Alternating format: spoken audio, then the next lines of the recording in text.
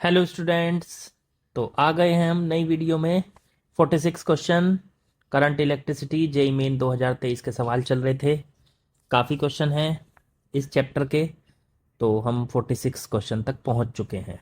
चलिए आज 5 क्वेश्चन और करेंगे। पढ़ते हैं क्या बोला है। पहला क्वेश्चन मीटर ब्रिज का है। In a metre bridge experiment the balance point is obtain point in obtained if gaps are closed by 2 ohm and 3 ohm. A shunt of X ohm is added to 3 ohm resistor to shift the balancing point 22.5 centimetre. The value of X is. चलो देखो पढ़ते हैं भाई। पहले तो समझते हैं metre bridge होता कैसा है। देखो भाई मीटर ब्रिज कैसा होता है। तो मीटर ब्रिज में दो खाली जगह होती हैं इस तरीके से, जिनके अंदर हमको रेजिस्टेंस लगाने होते हैं। मीटर ब्रिज में एक वायर होती है, ऐसे ही हो गई, और यहाँ पे बीच में इस तरीके से गैल्वेनोमीटर से एक जॉयस्टिक को यहाँ पे लगा दिया जाता है। अलग अलग पॉइंट पे टच करके हम नल पॉइंट ढूंढते हैं। अब इन्होंने कहा कि if gaps are closed by 2 ohm, मतलब इसमें तो 2 ओम का रेजिस्टेंस लगाया और दूसरे वाले में 3 ओम का रेजिस्टेंस लगाया बच्चों। ठीक है, ओके। अब दूसरे केस में कहा कि अगर x ओम का रेजिस्टेंस इस 3 ओम के साथ x ओम का रेजिस्टेंस लगा के इसको शंट कर दें, देखो ये, तो इसका जो बैलेंसिंग पॉइंट है, मतलब नल पॉइंट है, वो शिफ्ट हो जाएगा 22.5। अभी फिलहाल इसका बैलेंसिंग पॉइंट कहाँ है हमें पता नहीं। इसको मान लेते हैं हम इसका बैलेंसिंग पॉइंट x पे है फिलहाल। तो इधर क्या होगा, 100 माइनस एक्स। 100 क्या है, ये जो पूरी वायर होती है ना, इसकी फुल लेंथ 100 सेंटीमीटर होती है। तो मान लो इसका balancing point null point X पे है, तो इधर वाली वायर हो जाएगी 100 माइनस एक्स। अब देखो मीटर ब्रिज की कंडीशन ये होती है कि ये पहले वाला रेजिस्टेंस बटे में पहले वाली लेंथ, मतलब 2 बटे में एक्स, बराबर होता है दूसरा रेजिस्टेंस बटे में दूसरी लेंथ, तो 3 बटे 100 माइनस एक्स बच्चों। यहाँ से इसका बैलेंसिंग पॉइंट निकल आएगा 200 माइनस 2x बराबर 3x। इसे इधर लेके आएंगे 200 बराबर 5x, तो x बराबर 200 बटे 5, ये आ जाएगा 40 सेंटीमीटर पर इसका बैलेंसिंग पॉइंट है। अब दूसरे केस में कहा इन्होंने कि अगर इसे 3 ओम के रजिस्टर के साथ 5 ओम के रेजिस्टेंस से इसको शंट कर दे, नहीं एक्स ओम से इसको शंट कर दे, तो देखो भाई दूसरी कंडीशन में क्या कहा कि देखो 2 को पहले लगा रहने दो पहले वाले गैप में, और दूसरे गैप में अब लगा दो आप 3 ओम और एक्स ओम को आपस में पैरेलल में, मतलब 3 ओम तो लगा हुआ था, उसके साथ एक्स ओम से उसको शंट कर दिया, मतलब उसके साथ एक्स भी लगा दिया। तो अब देखो ये टोटल कितना हो जाएगा, जब ये पैरेलल में, जब शंट करते हैं हम तो पैरेलल में लगाते हैं इसको, मतलब इसके साथ शंट कर दिया, इसको इसके साथ इसको कनेक्ट कर दिया, तो पैरेलल में लगाया, तो 3 इंटू में एक्स, ये पता है हमको, और बटे 3 प्लस एक्स, जब 3 और एक्स को आपस में पैरेलल में शंट करके लगा दिया। चलो अब इसका जो बैलेंसिंग पॉइंट है बच्चा, वो 22.5 सेंटीमीटर शिफ्ट हो गया। पहले कहाँ था देखो 40, तो जैसे पहले तो यहाँ से 40 पे था, अब शिफ्ट होके, पर शिफ्ट होके सोचो किधर गया होगा। एक बात बताओ, जब आपने इधर वाले, मतलब अपने राइट साइड वाले में ये 3 ओम के साथ एक्स ओम को शंट किया, तो पैरेलल में शंट किया है ना आपने। देखो मतलब शंट जब होगा मीटर ब्रिज में तो पैरेलल में ही होगा, ठीक है। तो पैरेलल में शंट किया आपने इसको, तो पैरेलल में शंट किया तो क्या रेजिस्टेंस पैरेलल में घट जाता है। अब जब घट गया तो ये इधर वाली नल पॉइंट से इधर वाली लेंथ घट जाएगी। अब देखो ये लेंथ पहले 100 माइनस एक्स थी यहाँ से जो, अब जब 3 के साथ एक्स भी लग जाएगा शंट होके पैरेलल में, तो ये पूरा रेजिस्टेंस 3 और एक्स वाला ये घट जाएगा, तो ये लेंथ देखो 100 माइनस एक्स वाली घट जाएगी। तो इसका बैलेंसिंग पॉइंट थोड़ा आगे खिसक जाएगा। उन्होंने बोला कितना आगे खिसका, पहले 40 पे था, कितना आगे खिसका 22.5, तो अब ये पहुंच गया यहाँ पे, यहाँ से यहाँ तक हो गया ये 40 प्लस 22.5, तो 62.5 पे पहुंच गया बच्चों ये यहाँ। इधर कितना बचा, इधर बचा 37.5। चेक करो, 100 में से उसको माइनस करोगे तो ये यहाँ पे इसका बैलेंसिंग पॉइंट पहुंच चुका है। देखो यहाँ पे ऐसे पहुंच, कंडीशन लगाओ, एक्स की वैल्यू निकालो। तो लेफ्ट साइड का रेजिस्टेंस और लेफ्ट साइड की लेंथ का रेशो कर दो, 2/62.5 बराबर इधर हो गया 3x/3 + x बटे में 37.5, 0.5 से 0.5 कट गया, इसकी इधर मल्टीप्लाई करो, 2 × 3 = 7, 5 बटे में 625, ओके, इक्वल्स टू में 3x और बटे में बच्चों 3 + x। देखो इस 3 से ये 375 काट दो, 1 2 5, अब 1 2 5 से इसको काट दो, तो 6 2 5 को 1 2 5 से काटा तो आ गया 5, ओके। इधर बचता है देखो 2/5 और उधर बचता है x/3 + x, क्रॉस मल्टीप्लाई कर लो, 6 + 2x बराबर 5x, इधर लेके जाएंगे तो 6 बराबर 3x, 6 बराबर 3x हो गया, तो x बराबर 2 ओम।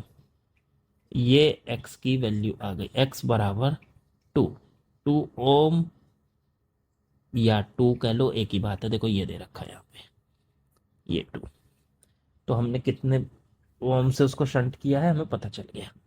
तो आसानी से सवाल निकल आया, इतना मुश्किल नहीं था। मीटर ब्रिज की कंडीशन को 2 बार अप्लाई करना था।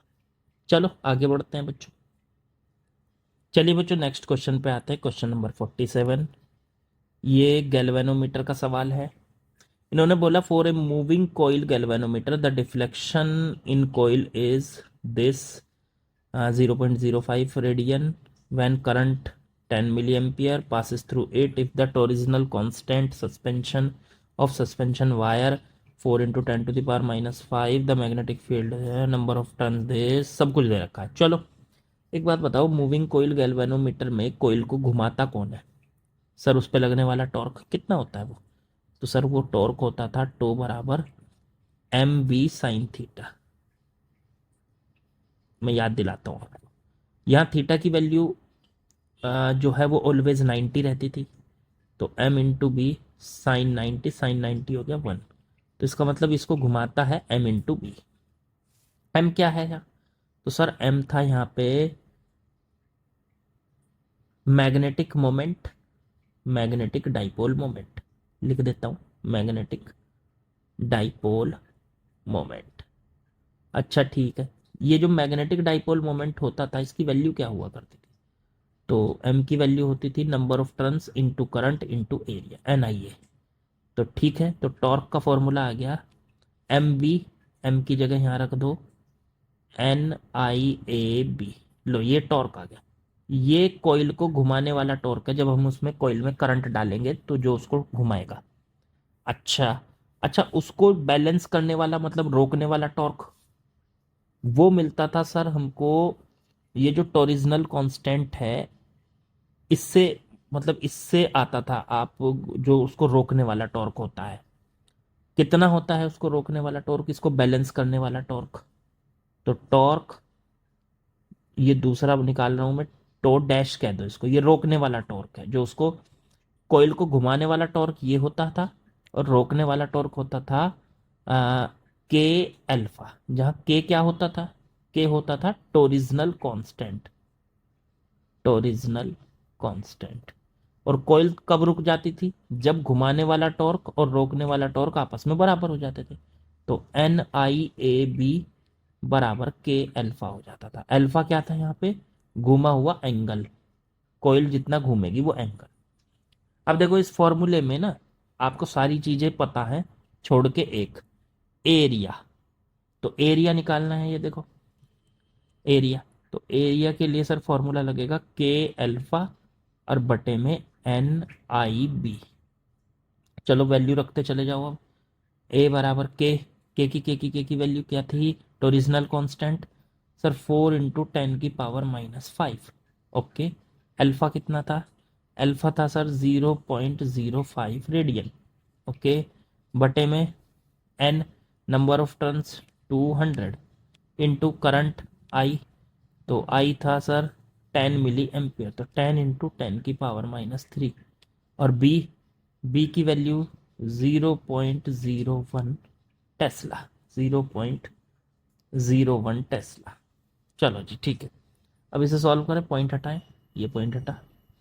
ओके, ये 10 है, नीचे देखो 3 जीरो है, ये वाली, ये वाली और ये वाली, देखो ध्यान ध्यान दो, ये 3 जीरो है, ये 10⁻³ से ये 3 जीरो कट जाएंगे। नीचे कुछ बचा, नीचे सिर्फ 2 बचा, इस 2 से काटो 4 को, तो 2 हो गया। चलो 2 × 5 कितना हो गया, 10, ये हो गया 10 × 10⁻⁻5। ओके बच्चों, तो ये 10 × 10⁻⁻5 आ गया ना, और कुछ रह गया। अच्छा, ये एरिया जो था वो सेंटीमीटर स्क्वायर में था, नहीं निकालना है सेंटीमीटर स्क्वायर में, अभी ये मीटर स्क्वायर में आया है। एक काम करो, इसे 10⁻⁻4 मीटर स्क्वायर लिख लो। अब क्योंकि ये 10 × 10⁻⁻4, 10 वो 10⁻⁻5, 10⁻⁻4 बचा। अब मीटर को अगर सेंटीमीटर में बदलना हो तो सर 10⁻² से मल्टीप्लाई कर देते हैं, और स्क्वायर को तो 10⁻⁻4 इंटू 10⁻+4 सेंटीमीटर स्क्वायर। अब ये कट के 1 आ जाएगा, तो 1 सेंटीमीटर स्क्वायर हमारा आंसर। बिल्कुल आसान, ऑप्शन नंबर 2 हो गया आपका। ठीक है, एनटीए ने भी इसका आंसर ये दे रखा है। चलो बच्चों आगे बढ़ते हैं। चलिए बच्चों नेक्स्ट क्वेश्चन में आते हैं, आसान सा सवाल है। The resistance of a wire is 5 ओम। किसी वायर का रेजिस्टेंस, देखो ये वायर है, इसका रेजिस्टेंस 5 ओम दिया है। ठीक है, अगर इसकी लेंथ को स्ट्रेच करके 5 टाइम बढ़ा दें, मान लो इसकी लेंथ एल है, और इसको खींच कर, स्ट्रेच करने का मतलब खींच कर 5L कर दें, तो इसका नया रेजिस्टेंस कितना होगा। देखो यहाँ पे ना आप एक शॉर्टकट भी लगा सकते हो, वैसे मैं शॉर्टकट बताता नहीं हूँ इन इस टाइप की वीडियोस में। शॉर्टकट के लिए मैं आपके लिए अलग से वीडियोस लेके आऊँगा, ठीक है, लेकिन चलो फिर शॉर्टकट नहीं बताता, आपको ऐसे ही कराता हूँ। आपको एक चीज़ ध्यान रखनी है, जब आप वायर्स को खींचते हो ना, तो उनका जो एरिया है वो कम होता है, क्योंकि वॉल्यूम सेम है, पहले वाला वॉल्यूम, अब जब ये एरिया ए डैश हो जाएगा, पहला वॉल्यूम कितना था, एरिया इंटू लेंथ, और बाद में भी वॉल्यूम इतना ही रहेगा, ए डैश इंटू में लेंथ 5L। पहला वाला वॉल्यूम और बाद वाले वॉल्यूम को इक्वल रख दो, तो ए एल बराबर ए डैश इंटू 5L, एल से एल कट गया, ए डैश की वैल्यू A/5। मतलब जब आप लेंथ को 5 टाइम्स बढ़ाओगे तो एरिया 5 टाइम्स कम हो जाएगा, A/5 हो जाएगा। अब इसका जो रेजिस्टेंस है, अब नया कितना होगा। अब देखो एक काम करो, पहले रेजिस्टेंस को अगर निकालोगे तो पहला रेजिस्टेंस तो 5 है, तो 5 बराबर, रेजिस्टेंस का फॉर्मूला क्या होता था, ρL/A। ये तो हो गई पहली इक्वेशन। दूसरी इक्वेशन बनाएंगे, अब नया रेजिस्टेंस इसका कितना होगा, मान लो R, तो वो हो जाएगा ρL 5L/A, ए हो जाएगा A/5, ये ऊपर चला जाएगा, तो ρ25L/A। ठीक बच्चों, तो ये नया रेजिस्टेंस हो गया। अब ρL/A की जगह रख दो 5, ρL/A की जगह यहाँ 5, तो 25 को बाहर ले लो, ρL/A आ जाएगा, ये देखो अंदर चला गया, ρL/A की जगह 5, तो 25 इंटू 5 125 ओम आ गया, 125 ओम आ गया बच्चों। तो आसान सवाल था, कुछ नहीं है। देखो कुछ शॉर्टकट्स मैं आपको बीच बीच में और वीडियोस में देता रहूँगा, अभी शुरू करेंगे अभी 1-2 दिन में और, ठीक है, फिर शॉर्टकट्स की अलग से छोटी छोटी वीडियोस मिलती रहेंगी, हो सकता है शॉर्ट्स में बनाऊँ मैं आपके लिए, ठीक है, तो वो मिलती रहेंगी आप लोगों को। अभी फ़िलहाल पूरा डिटेल में समझा रहा हूँ मैं आप लोगों को। चलो आगे बढ़ते हैं। चलिए बच्चों नेक्स्ट क्वेश्चन पे आते हैं, क्वेश्चन नंबर 49। सॉल्यूशन देखते हैं जरा इसका। इसने क्या दिया कि दो सेल कनेक्ट हैं ए और बी के बीच में। देखो ये रहा ए पॉइंट, ये रहा बी पॉइंट। ए और बी के बीच में दो सेल कनेक्ट है, ठीक है। सेल 1 12 वोल्ट का है, उसका इंटरनल रेजिस्टेंस 3 ओम है, यहाँ पे 3 ओम है। और सेल 2 6 वोल्ट का है और उसका इंटरनल रेजिस्टेंस 6 ओम है, ठीक है। एक एक्सटर्नल रेजिस्टेंस आर 4 ओम के साथ इसको कनेक्ट कर देंगे तो उसमें चलने वाला करंट। देखो ये सवाल ना सेल के कॉम्बिनेशन का हो गया। दो सेल जब पैरेलल में होते हैं तो उनका ईएमएफ कैसे निकालते हैं? फॉर्मूला होता है सर ई बराबर ई इक्विवेलेंट कह लो E1/R1 प्लस E2/R2 बराबर 1 वो अपॉन में 1/R1 प्लस 1/R2। ई इक्विवेलेंट बराबर E1 है, देखो इसका पहला टर्मिनल प्लस आ रहा है तो प्लस का 12।